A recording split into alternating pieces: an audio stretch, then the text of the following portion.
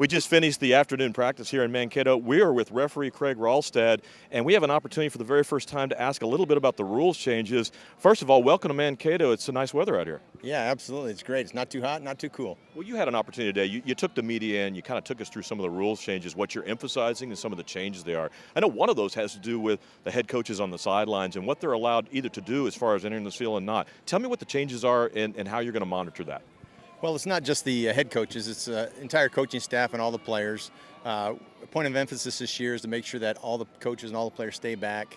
Had a couple of incidents where officials ran into coaches, which can cause injury and our inability to officiate the play. So not to mention the YouTube views. That's right, when the official goes down.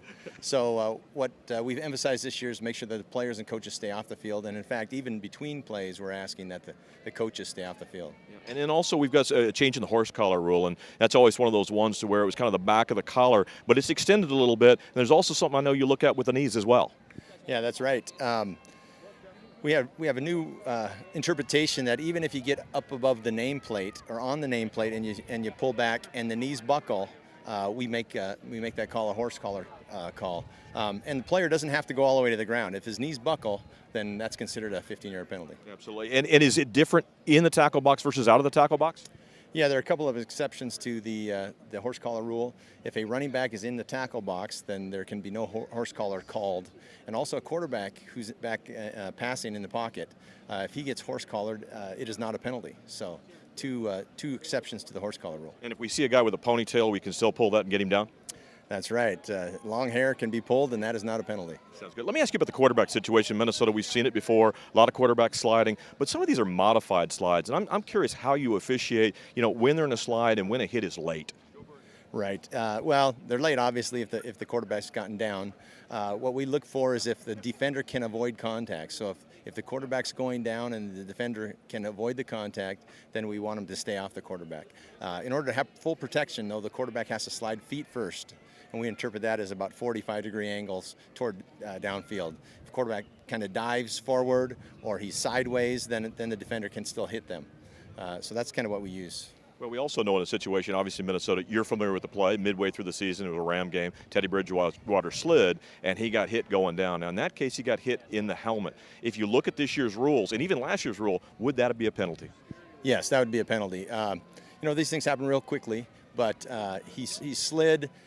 Even though he was not quite all the way down, the player coming in cannot hit the quarterback in the head or neck area with anything. So if he hits him with a forearm, hits him with a shoulder pad, hits him with a helmet, that'd be a penalty. So that'd be 15 yards, both last year and this year. But if he slipped down and hit him in the body because he was already launched, that's legal, right? That's right. If he would have hit him in the body, that play that we saw earlier today, that would have been legal. The other one's a little bit different. We saw a lot more interior line chop blocking, and I know there's been a rule change to that. Can you help us understand that? Well, all chop blocks are illegal now, so it makes it easy.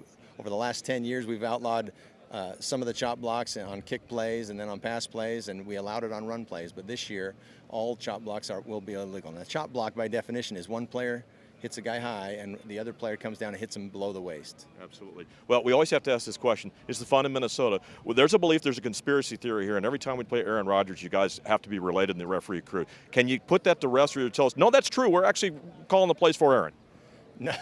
No, there's no conspiracy theory. We're unbiased. In fact, I probably have more cousins in Minnesota than I do in Wisconsin. There you go. So when you're on our games, we might get the benefit of the doubt? Well, I don't know if you get the benefit of the doubt, but you'll get a fair game. That sounds good. One last question for you. I know that this is part of your job, but you're also back in Washington State. I believe you're an athletic director. How do you balance, your work activities during the day with an NFL schedule on the weekends?